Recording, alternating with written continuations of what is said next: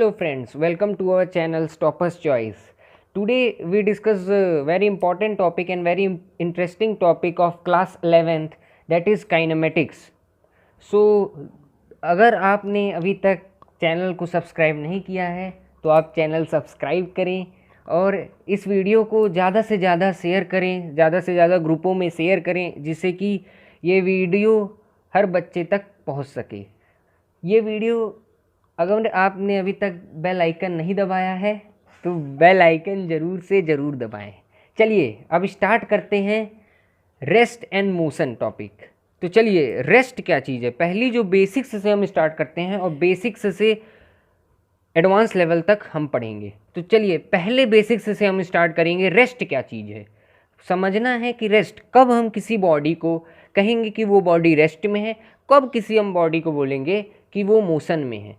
तो देखिए किसी बॉडी को हम तब रेस्ट में बोलेंगे अगर वो अपनी पोजीशन टाइम के साथ चेंज नहीं कर रही होगी। मतलब अगर कोई बॉडी है वो अपनी पोजीशन टाइम के साथ चेंज नहीं कर रही है तो ऐसी बॉडी को हम बोलेंगे कि वो बॉडी हमारी क्या है, रेस्ट में है। जैसे अगर एक बुक है वो टेबल में रखी है, अगर वो टेबल में हमने उस पर कोई फोर्स नहीं लगाया ना उस पर कुछ किया तो वो बुक क्या होगी, आपकी रेस्ट पे मेंटेन रहेगी, वो बुक उसी टेबल पे रखी रहेगी।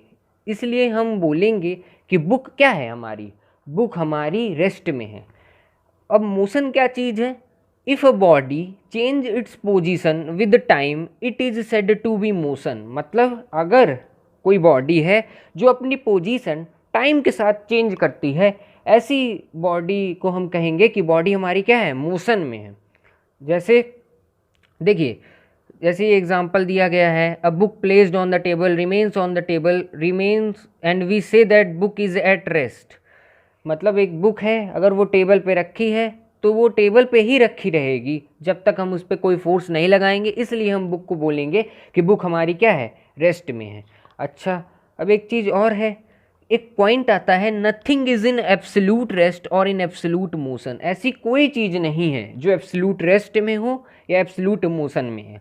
तो चलिए इस बेसिक पॉइंट को हम एग्जाम्पल से ही समझते हैं। चलिए जैसे हमने पहले जो एग्जाम्पल लिया था बुक का, वही लेते हैं कि बुक अगर टेबल में रखी है तो वो टेबल पे ही रखी रहेगी जब तक हम उस पर कोई फोर्स नहीं लगा रहे हैं। मतलब बुक क्या है, हमारी रेस्ट पे है। लेकिन वो तो हमने जब आप रूम में बैठ के देखा तब हमने बोला ना कि बुक तो हमारी रेस्ट में है। लेकिन अगर हम मान लीजिए कि हम मून में बैठे हैं, मान लीजिए अपने आप को कि हम मून में बैठे हैं, तो हमें क्या दिखेगा कि अर्थ तो हमारी रोटेट करती है, अर्थ तो हमारी मोशन में रहती है। तो हमें क्या दिखाई देगा कि हमारी अर्थ भी मोशन में है, रूम भी मोशन में है, टेबल चेयर बुक सभी क्या होंगी, मोशन में रहेंगे। अगर हम कहाँ से देखते हैं, मून से देखते हैं। लेकिन अगर हम रूम से देखेंगे, कमरे से देखेंगे, तो हमें क्या दिखेगा, हमें तो बुक रेस्ट पे ही दिखेगी, हमें तो बुक एक ही जगह दिखेगी। तो इसीलिए हम बोलते हैं कि nothing is in absolute rest और इन एब्सोल्यूट मोशन। कोई भी चीज़ एब्सोल्यूट रेस्ट पे या एब्सोल्यूट मोशन में नहीं रहती है, समझी। फिर एक अलग पॉइंट आता है, to locate the position of particle we need a frame of reference. अच्छा फ्रेम ऑफ रेफरेंस क्या चीज़ है, फ्रेम ऑफ रेफरेंस एक ऐसा फिनोमेना, मतलब एक टर्म है। जैसे कि हमने अभी एक एग्जांपल दिया था मून और रूम का, कि जब हम बुक को रूम से देखते हैं तो हमें बुक रेस्ट पे रहती है, लेकिन अगर हम उसको मून से देखेंगे तो हमें क्या दिख रही होगी, मून से देखने पे वो चीज़ हमें बुक हमारी क्या होगी, मोशन में दिखेगी। फिर हमने क्या बोला, एक पॉइंट दे दिया कि nothing is in absolute rest और इन एब्सोल्यूट मोशन। अगर आपको एक और एग्जांपल से समझना है तो एक और एग्जांपल मैं देता हूँ कि अगर कोई मान लीजिए ट्रेन है, वो मतलब काफ़ी ग्रेट स्पीड से मूव कर रही है, ग्राउंड के रेस्पेक्ट में वो ग्रेट स्पीड से मूव कर रही है, और एक रॉबर आया, मतलब एक चोर आया, उसने मतलब वो चढ़ गया ट्रेन में और पिस्टल दिखा दिया उसने। तो जितने भी उसमें यात्री थे, जितने भी उस ट्रेन में यात्री थे, वो क्या हो गए, डर गए।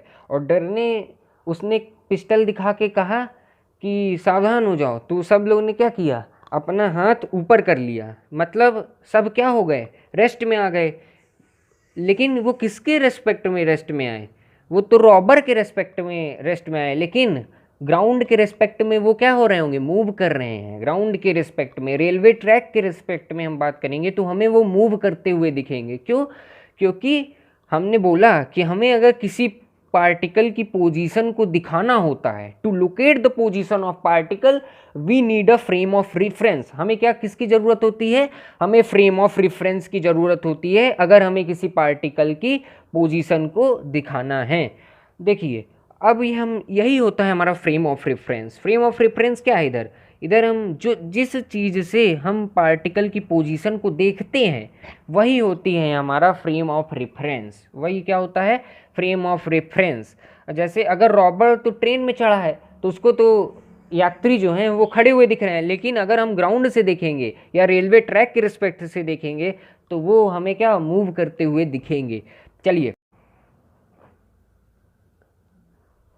देखिए अगला पॉइंट आता है, a convenient way to fix up the frame of reference is to choose 3 mutually perpendicular axis and name the x Y z axis. देखिए एक कन्वीनियंट वे होता है किसी फ्रेम ऑफ रेफरेंस को फिक्स करने के लिए कि हम एक 3 म्यूचुअली परपेंडिकुलर एक्सिस को चूज करें, एक्स वाई जेड एक्सिस जिनका नाम हो। मतलब एक कोऑर्डिनेट एक्स वाई जेड हम पार्टिकल का दिखाएं जो कि पार्टिकल की पोजीशन को फ्रेम के रेस्पेक्ट में दर्शाता हो। फिर हम क्या करें, एक क्लॉक को फ्रेम ऑफ रेफरेंस में लगा दें जिससे कि वो टाइम को क्या कर सके, मेजर कर सके। If all the 3 coordinate x Y and Z of the particle remain unchange as the time passes we say the particle is at rest. अगर उस पार्टिकल का तीनों coordinates x Y Z particle का अगर remains unchanged हो, मतलब unchange हो, time क्या होता है, टाइम तो चलता ही रहता है। तो जैसे जैसे अगर 3 coordinate x Y Z particle का रिमेन अनचेंज्ड हो as a time passes we say the particle is at rest. हम बोलेंगे कि पार्टिकल हमारा क्या है, रेस्ट पे होगा with respect to this frame. किस फ्रेम के रेस्पेक्ट में, जो हमने चूज किया है। with respect to frame, if any one or more coordinates changes with time we say that body is moving with respect to this frame। अगर कोई एक या एक से ज़्यादा कोऑर्डिनेट टाइम के साथ चेंज होने लगे तो हम कहेंगे कि बॉडी हमारी क्या होगी, फ्रेम के रिस्पेक्ट में मूव करती हुई दिखेगी। जैसे कि ये देखिए एक दिखाया गया है कि ये देखिए एक 3 एक्सिस है, 3 म्यूचुअली परपेंडिकुलर एक्सिस हमने एक्स वाई जेड बना दिया और ये कोई कोऑर्डिनेट है पार्टिकल का एक्स वाई जेड। अब इस पार्टिकल के हमने फ्रेम ऑफ रेफरेंस पे क्या की, मान लीजिए हमने ओरिजिन को यहाँ पर हमने फ्रेम ऑफ रेफरेंस माना और इससे हमने क्या किया, पार्टिकल के कोऑर्डिनेट्स को दर्शाया, जिस पार्टिकल के कोऑर्डिनेट्स क्या होंगे, एक्स वाई जेड।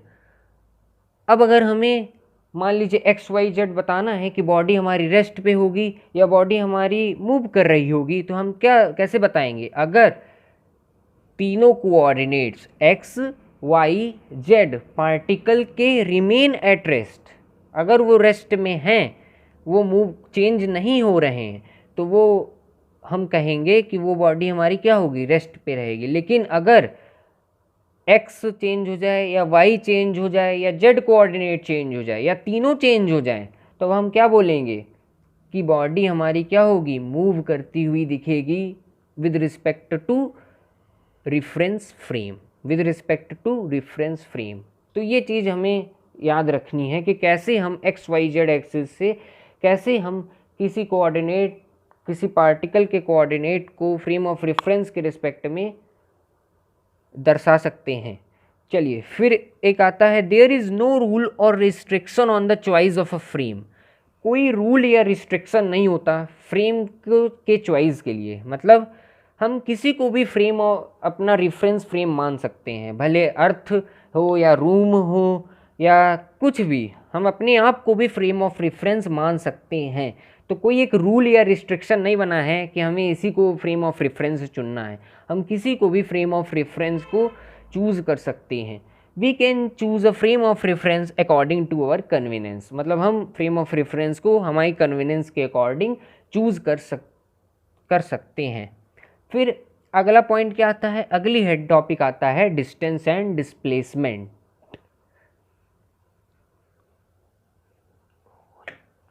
तो चलिए, डिस्टेंस एंड डिस्प्लेसमेंट, 3 कोऑर्डिनेट है पार्टिकल का।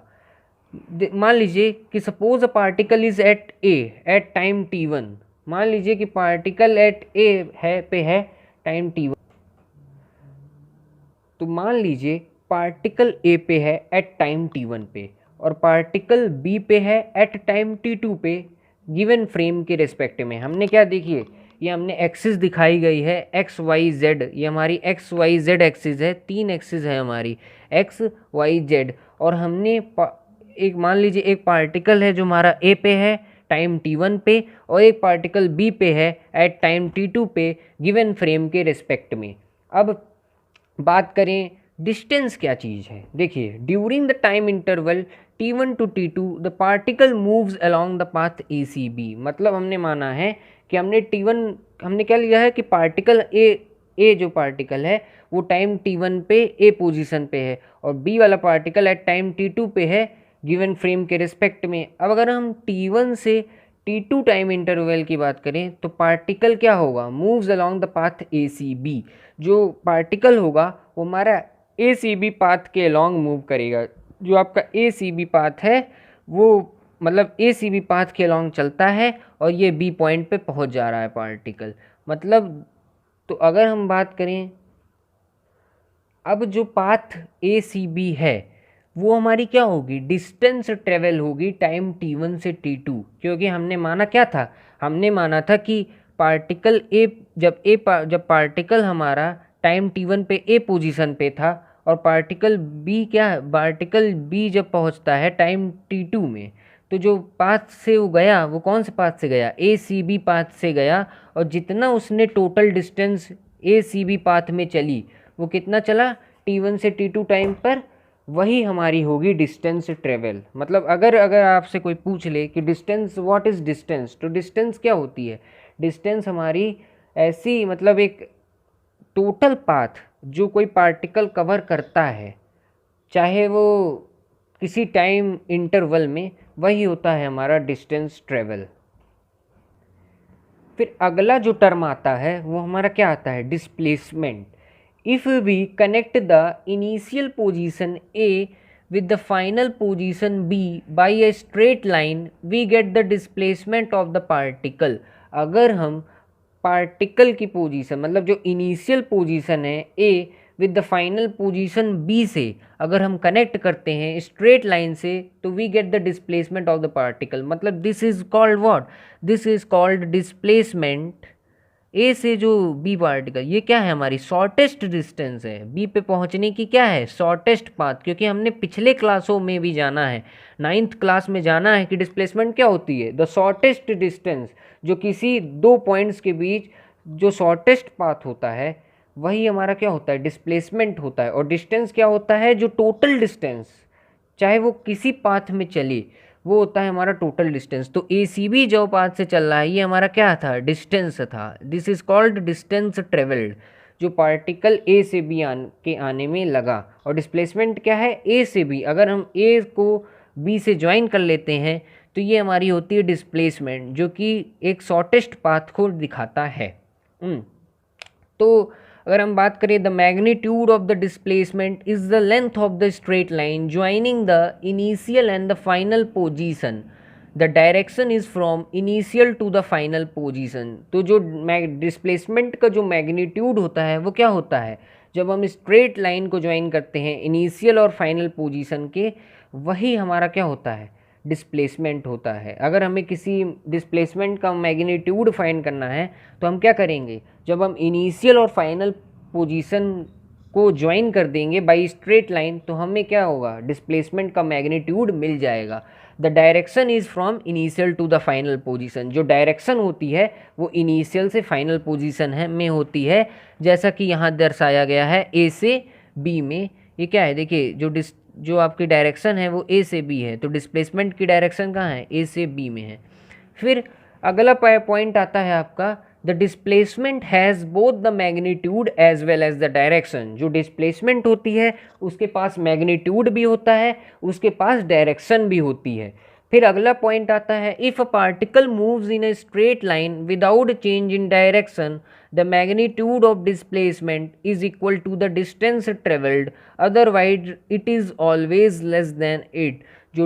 जो डिस्प्लेसमेंट होता है उसका मैग्नीट्यूड जो होता है वो डिस्टेंस के बराबर होता है या डिस्टेंस से हमेशा छोटा होता है। ये बात हमें हमेशा याद रखनी है। क्यों? क्योंकि हमने अभी बताया कि डिस्प्लेसमेंट क्या होती है, एक शॉर्टेस्ट डिस्टेंस होती है between the initial and final point, और डिस्टेंस क्या होती है, जो टोटल डिस्टेंस जो कवर करता है कोई पार्टिकल इनिशियल पोजीशन से फाइनल पोजीशन पर जाने में जो टोटल डिस्टेंस ट्रेवल करता है उसी को हम बोलते हैं डिस्टेंस। तो हमेशा हमें एक पॉइंट हमेशा याद रखना है कि डिस्प्लेसमेंट का जो मैग्नीट्यूड होता है वो डिस्टेंस के इक्वल होता है या उससे हमेशा छोटा होता है। फिर जो अगला टॉपिक आता है वो हमारा कौन सा टॉपिक आता है, position vector and displacement vector. अब ये पोजीशन वेक्टर क्या होता है और डिस्प्लेसमेंट वेक्टर को हम कैसे दिखाते हैं वो अब पढ़ते हैं। तो देखिए, if the coordinates of point A are x1, y1, z1 and B are x2, y2, z2 then the position vector of A. तो मतलब अगर पार्टिकल पॉइंट ए का कोऑर्डिनेट्स अपने को पता है x1, y1, z1 है एंड बी का कोऑर्डिनेट्स x2, y2, z2 है, तो पोजीशन वेक्टर ए का कैसे लिखेंगे। तो देखिए, फिर आर ए को हम लिखेंगे O A is equal to x1 i cap plus y1 j cap plus z1 k cap. देखिए, जैसे ये देखिए इस फिगर में दिया है, ये हमारी x एक्सिस है, this is your x axis and this is your y axis, and here the particle is at a at the position RA from the origin. This is basically origin, and here the particle is at a position at a at distance RA।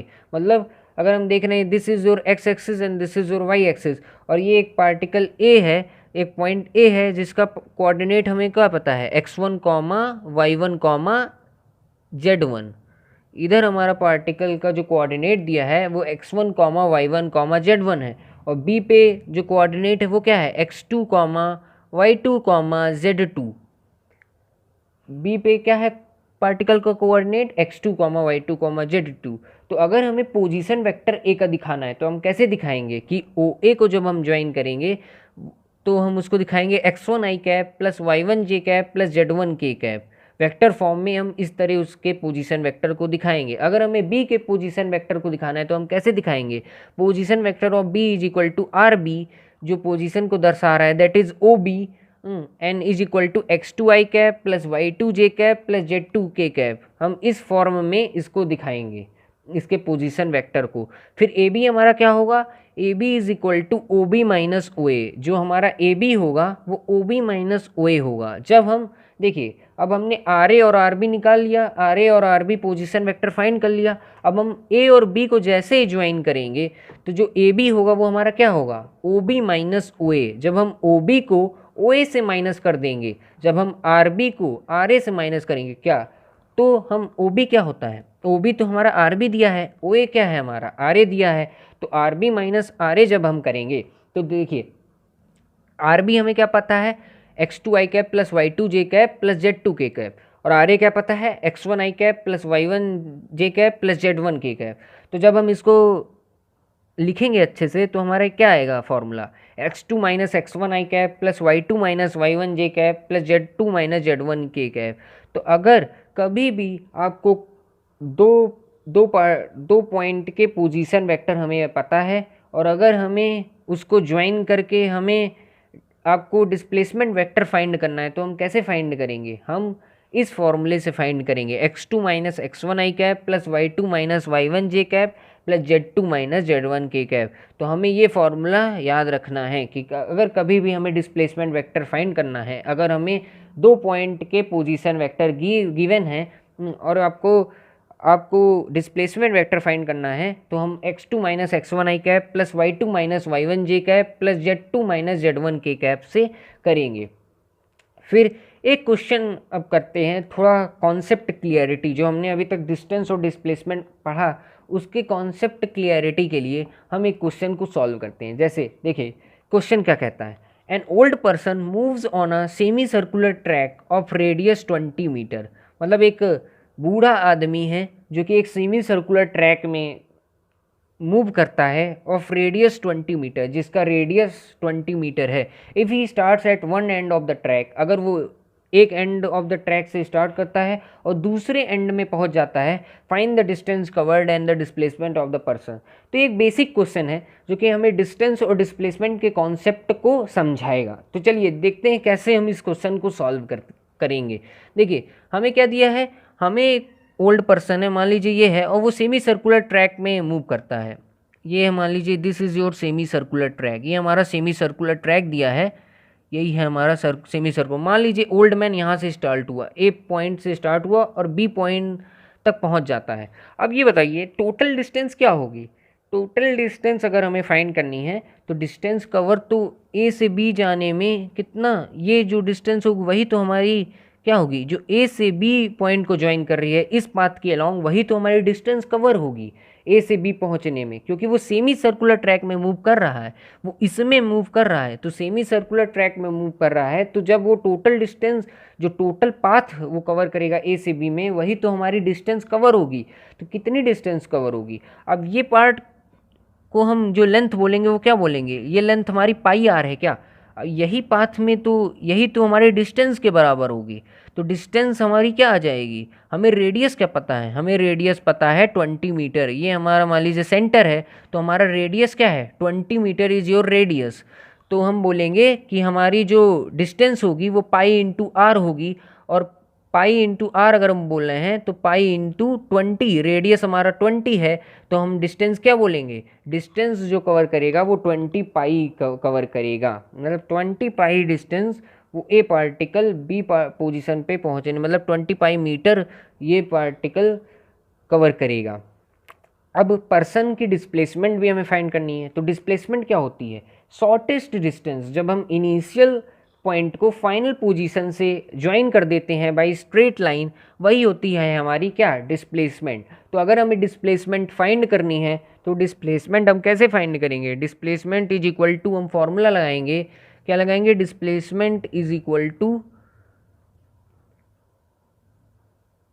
अब ये देखिए ये displacement क्या है, ये हमारा radius है, ये सेंटर है, तो ये हमारा radius is equal to 20 metre है, और ये डायमीटर ही है क्या, तो डायमीटर ये भी क्या होगा हमारा 20 मीटर है, because this is your centre and this is also radius. तो ए से बी ही हम क्या बोल रहे हैं, यही तो हमारी डिस्प्लेसमेंट है, ए से बी, क्योंकि यही तो शॉर्टेस्ट डिस्टेंस है जो इनिशियल और फाइनल पॉइंट को ज्वाइन कर रही है। तो डिस्प्लेसमेंट हम क्या बोलेंगे, 20 metre, 20 + 20 is equal to 40 metre. मतलब इसका डिस्टेंस जो आएगी वो 20 पाई आएगी और डिस्प्लेसमेंट क्या आएगी, 40 मीटर आएगी। तो ये एक बेसिक सा क्वेश्चन था जो कि डिस्टेंस और डिस्प्लेसमेंट के कॉन्सेप्ट को आपको समझाएगा। फिर हम, तो उम्मीद है कि आपको आज का लेक्चर पसंद आया होगा, आज जो हमने पढ़ा वो आपको समझ में आया होगा। अगर आपको आज का लेक्चर समझ में आया या फिर कोई भी डाउट हो तो आप कमेंट सेक्शन में अपना डाउट पूछें, हम उसका आपको रिप्लाई करेंगे। आपके जो डाउट्स होंगे हम उनको क्लियर करने की कोशिश करेंगे। और अगर आपने अभी तक चैनल को सब्सक्राइब नहीं किया है तो आप सब्सक्राइब करिए। कल हम average speed, average velocity, average acceleration, instantaneous acceleration, ऐसे कॉन्सेप्ट्स को पढ़ेंगे और इनके कुछ क्वेश्चंस को सॉल्व करेंगे। आज हमने बेसिक सी बात की, जैसे कि डिस्टेंस हमने देखा, डिस्प्लेसमेंट देखा। कल हम आपको एक लेक्चर सेकंड आएगा जिसमें हम एवरेज स्पीड, एवरेज वेलोसिटी, इन सब कॉन्सेप्ट्स की बात करेंगे। तो अगर आपने अभी तक चैनल को सब्सक्राइब नहीं किया है तो आप सब्सक्राइब करिए, बेल आइकन को प्रेस करना ना भूलिए, जिससे कि आपको जो नोटिफिकेशंस होंगी वो आपको मिलेंगी। और अगर आपको जैसा कि कोई डाउट्स होगा तो आप कमेंट बॉक्स में पुट करेंगे, जिसको हम सॉल्व करेंगे। तब तक आप पढ़ाई करते रहिए। धन्यवाद। If you like the video, then press the like button and subscribe our channel and press the bell icon also. Thanks for watching.